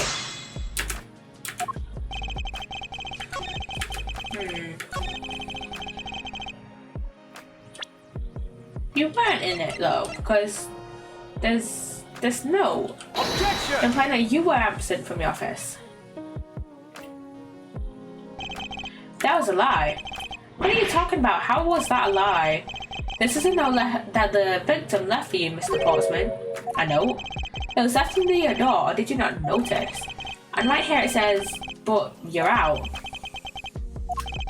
You're not in your room when the victim came to call on you. So then where were you and what were you doing? Shall I explain it in full detail for you?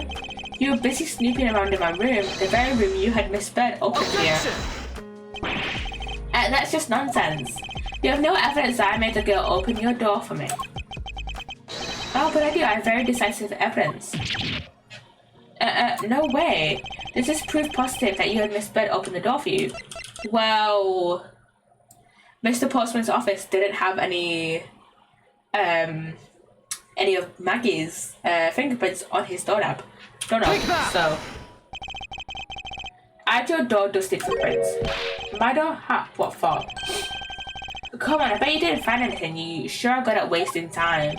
You're right, I didn't find anything. And definitely not Miss Bird's fingerprints. Her prints? What did they have to do with anything? I feel like I'm gonna sneeze again. Bless me. Well, let's put it this way, if she really was the one who opened your door, then her prints should naturally be on the doorknob she touched. Further, all of the prints on my office doorknobs, all the prints on my office door's knob have been wiped clean off. I can only assume it's because Miss Bird's fingerprints were on it. Don't think it's time you gave up your charade.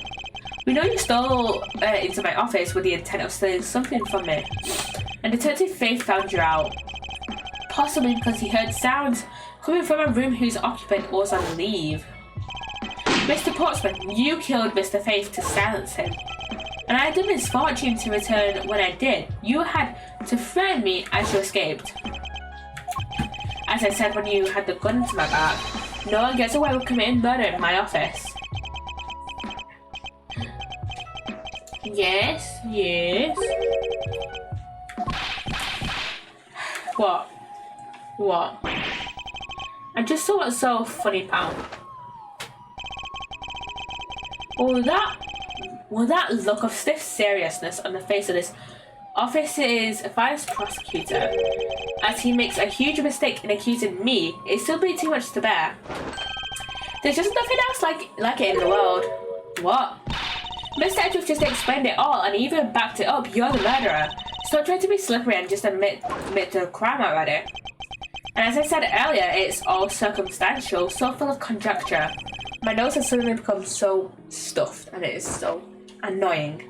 You say you checked my doorknob for prints? Well, I can readily confess that I had wiped that knob down as well. Eh?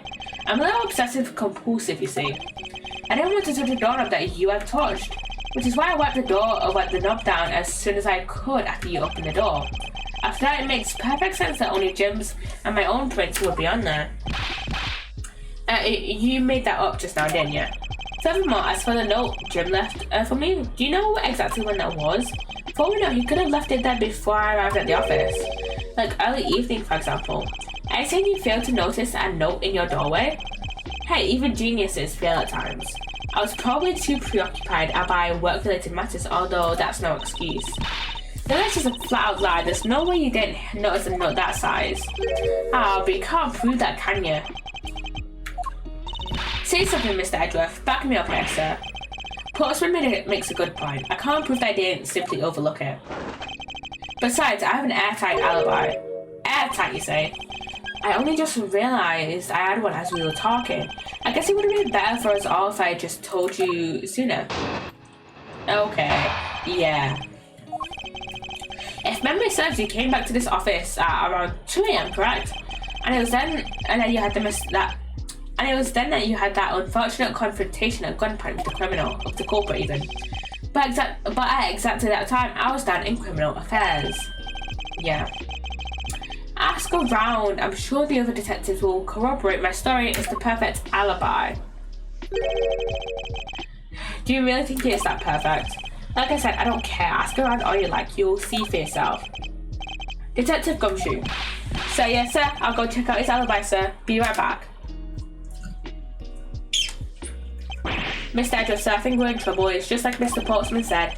The guys down in criminal affairs said they saw him around 2 AM. You see? All of the evidence points to him being the culprit. So there must be a contradictory point in his alibi somewhere. Okay. There must be something, right? Hold it! You are correct, it was around 2 AM. I'm sure it's really important to me that you're spot on with me this time. I remember checking my watch then, and make no mistake, it was 2.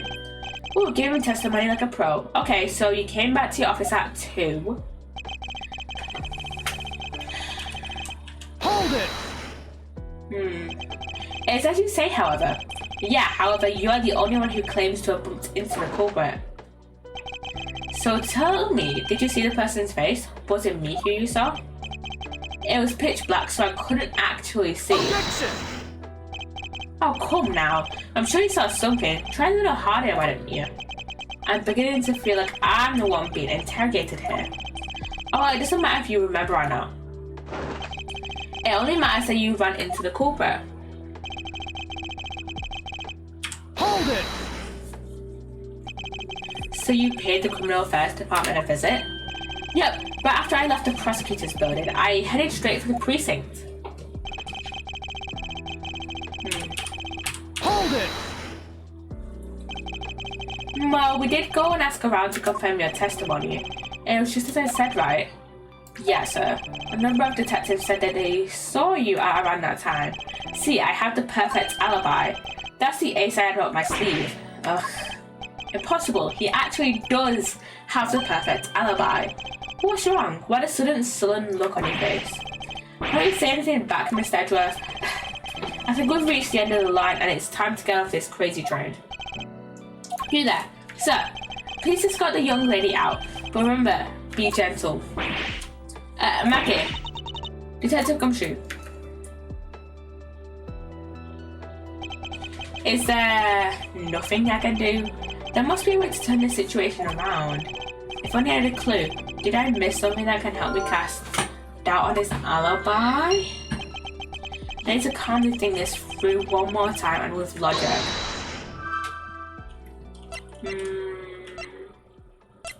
Wait, he could have stolen a gun from criminal affairs, because that's full of detectives. There were 2 bullets left at the scene of the crime. One that robbed Mr. Faith of his life, and one that nearly robbed me of my jacket. However, the murder weapon only shows signs of being fired once, meaning that it is entirely possible that a second gun was used in my office tonight. But seeing as how the killer had to steal Mr. Faith's gun, I doubt the killer had another gun up their sleeve. Therefore, the second gun could have been the property of an entirely different person, which could mean that there was another person who paid a visit to my office tonight.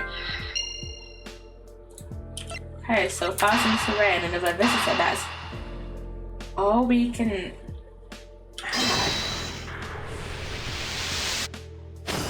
That's all we have. Supposing there was yet another visitor tonight, that also resolved the issue of why my shelves were upended twice. We know that the shelves were disturbed once before and once after the murder, so it shouldn't be much of a stretch to think that it was the work of 2 different people.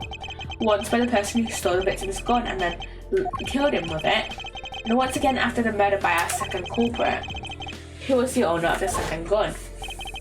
If we suppose that the second culprit's gun was the one that pointed at my back. Objection! Mr. Portsman, it seems that I need to amend my assumptions regarding this case. Great, so you finally come to your senses. Mr. Edgeworth, sir, what are you saying? This has been a big misunderstanding on my part from the start. I assumed that the person I ran into was the killer, but that may not be the case. What do you mean? The person I ran into was just your average thief. A thief? But sir, doesn't that cause some sort of contradiction in the facts? Not at all. It simply means that the killer was someone else. And it means that in actuality, 2 culprits stole into my office tonight. What do you mean 2? It explains both why my shelves were disturbed twice and how there were 2 guns. Mr. Portsman tricked Miss Bird and gained entry into my office. Now you're just leading the argument. You still don't have any actual proof, you know. If you could please go along with my hypothetical scenario for now, Mr. Portsman. In the end, if you really are innocent, you should have nothing to worry about. Now then, returning to my scenario, Mr. Portsman was out to steal something from me, which is why he checked my secret safe and ransacked my shelves. This is the first time, so then this would be when the files were put back in the wrong order, right? Correct, and then just when he was about to look somewhere else, he should walk in but his own partner, Mr. Faith. But why did Mr. Faith come into your room, sir? He probably had business with Mr. Portsman, which is why he was in the area. But that's when he noticed sounds coming from my office would be my guess. Oh, because you were supposed to be away, right? And he must have thought it was odd, so he came into this office to check it out. Correct, and as a detective, that was the right thing to do.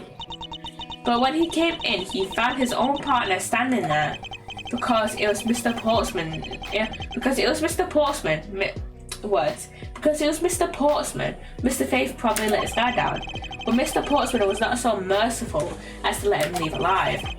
He waited for a chance and stole Mr. Faith's gun from him and then... he killed him. He silenced Mr. Faith for catching him in the act of stealing. We're getting him, guys.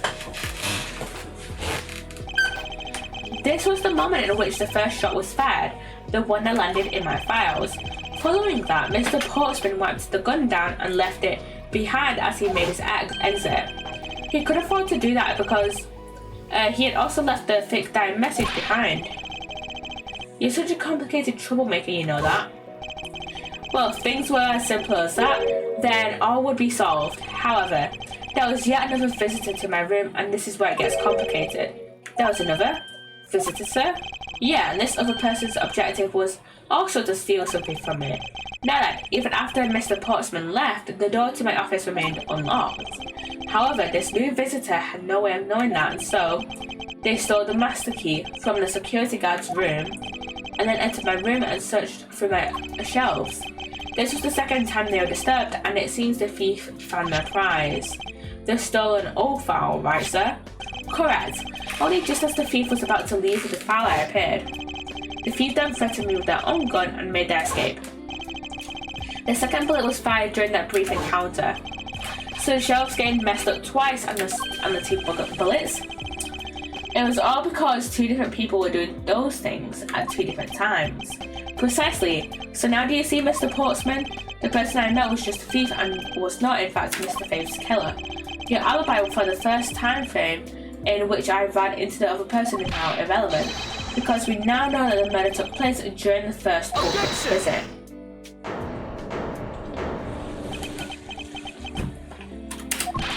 What's so funny, pal? Absolutely splendid. The scenario explains everything. Of course it does, it's Mr. Edgeworth after all.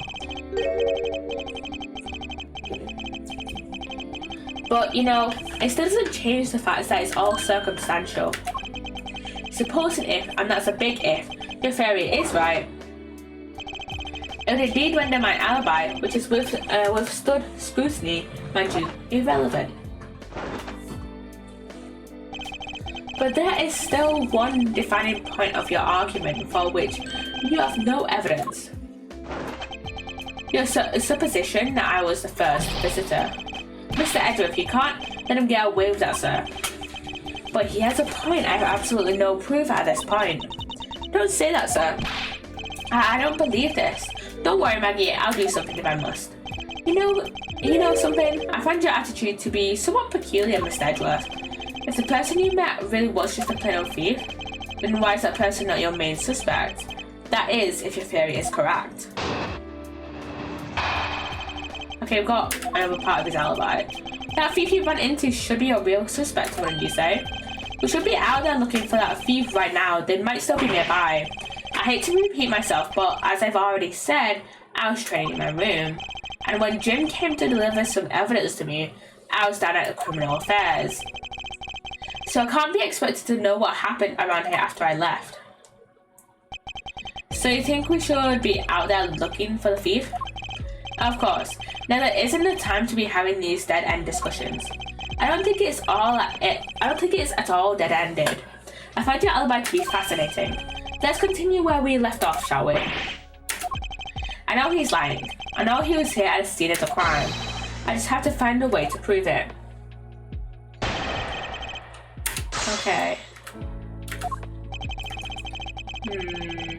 What should we go for, guys? What should we press or present on?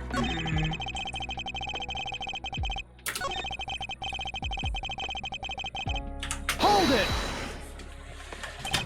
Why did you go there with Mr. Faith? I asked because he said he was tired and was going to take a quick nap. You know those sofas in the hallway? He likes to sleep on those. It's one of his habits. And what of the evidence he brought? There are things related to yesterday's case. Just 2 items: a gun and a pendant. Interesting. This piece of testimony seems too crucial to let slip through the cracks.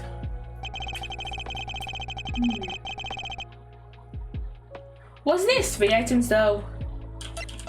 Wasn't it? Let's see. Yeah, 3 pieces of evidence. Objection!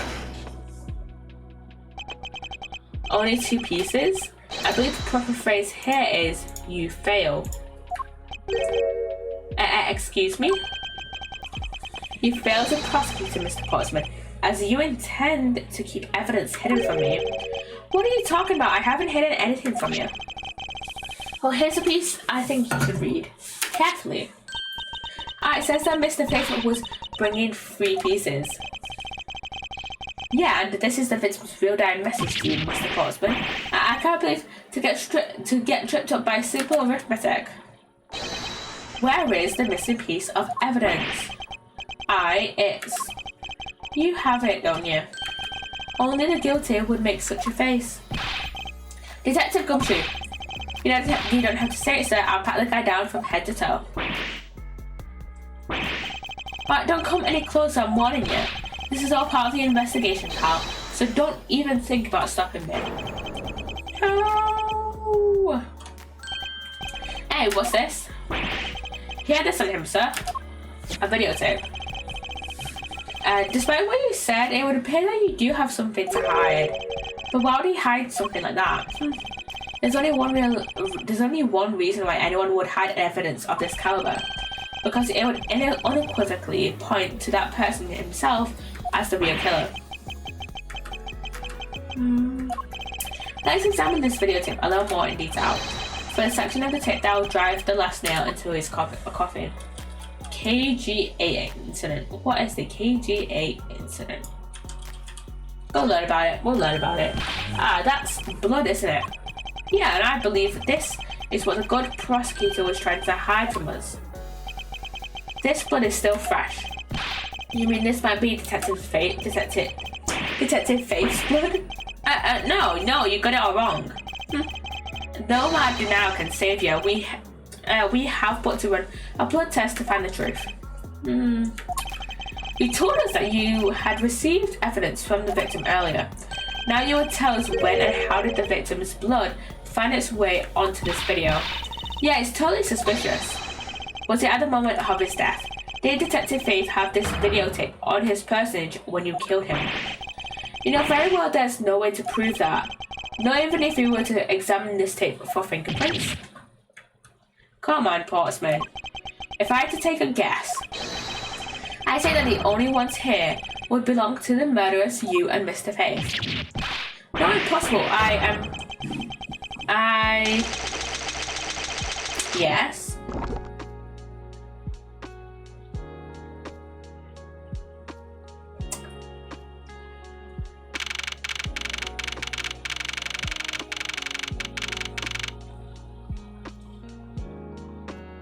Okay. Mr. Portsman has been placed under arrest for the murder of Detective Buddy Faith, sir. Very good. And the results we got back from the lab techs on the tape turned out to be real solid, sir. The blood work came back and it was definitely Mr. Faith's blood on there. And as a bonus, they were also able to lift a few of Mr. Faith's fingerprints as well. Thank you so very much, Mr. Edgeworth. I still can't believe I got to see your cool deduction skills outside the courtroom. I'm impressed beyond the words, sir. It was nothing. I'm just sorry you got caught in a murder in my office. Please accept my apologies. It was nothing. Really, compared to what I've been through, I consider myself lucky that it was only a burglary and a murder this time, sir. If it had been a hold-up or a hostage situation, I'd have thrown my hands up in the air. I think I'm finally rising up from my goddess and misfortune to just an unlucky person. Something tells me we should have hired a different person for security detail. Yeah, other than, Miss Murphy's Law. You know something, sir? That Mr. Portsman really was one corrupt prosecutor. And why would you say he was corrupt? Well, I heard that there was a number of suspicious things related to his court cases. There's even rumours about how some of the evidence he uses is forged, sir. Forged evidence, huh? And they say he even decided not to prosecute a few cases for some really vague reasons. Oh, that guy was a complete disgrace to the entire profession. We never did get around to asking what his reason was for breaking into my office. Yeah, whenever we got near that topic, he just clammed up. Although we can be pretty certain that it was to steal something.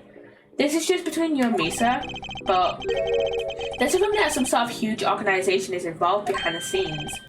Oh, well.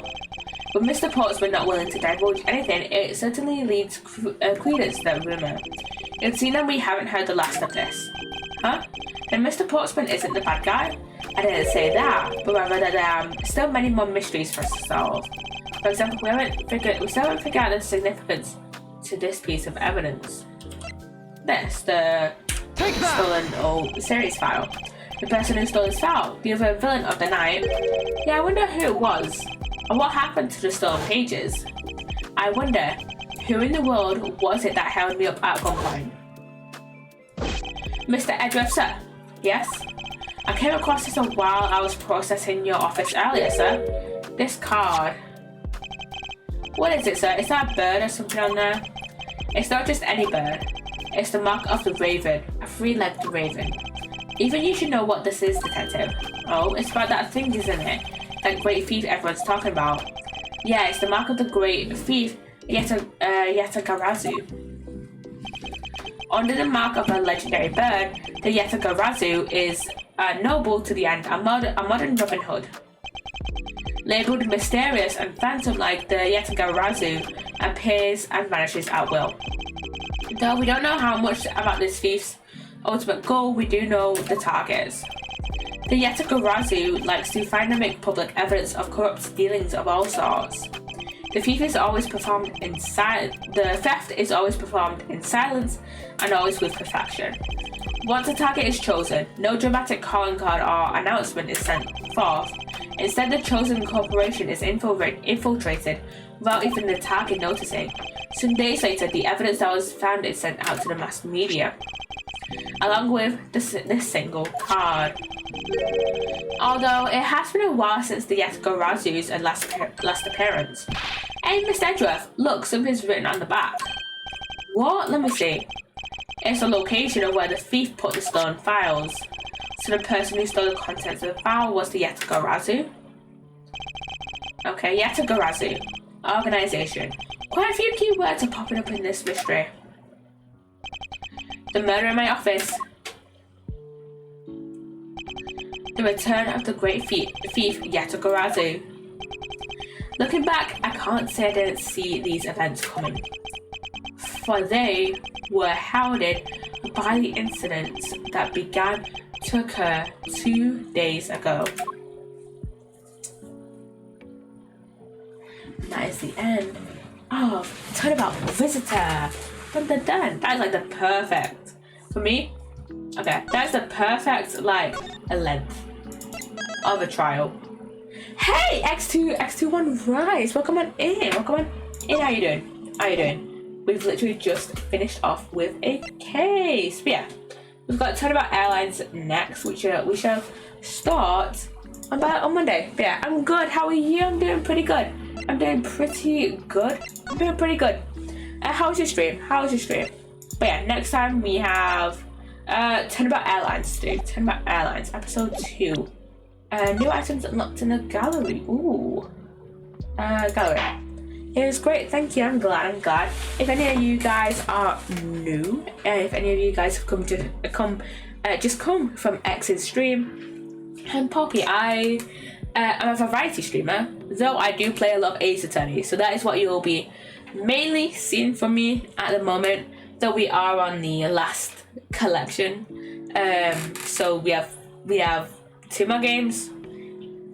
We have this game with the first investigations, and then we have Prosecutor's Gambit to finish off, and then we're done with Ace Attorney.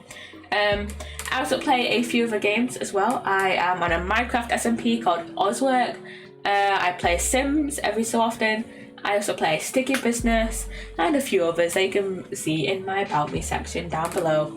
But yeah, thanks for the raid, X2. But yeah, we've got a few more things in here. So we've got the character compendium, just in investigations for now. So we have Jacques Portsman and all his, poses and shit. But yeah, I'd start in 5 minutes, by the way. And we have Buddy Faith, and then we have Maggie Bird, and we have this officer here, and forensics. So yeah, we have those 5. I'm kind of surprised that they haven't added Edgeworth and Gumshoe as their own profiles in this. But yeah, I'm guessing that it's because maybe those 2 are playing both games. I don't know. Or those are just the characters we come across. I don't know. And we have the photo album. We have this one of Jacques with the gun shooting Buddy Faith. And then we have Faith's body. We have Maggie letting We have Maggie letting Jacques into what she thought was his office, but was actually Edgeworth's office. And then we have Maggie realizing that the security key, that the master key is gone. Mr. Faith putting the key back. I'll extern it, and then that's the photo album. And then we have the accolades. I've got 5 this stream. We have completing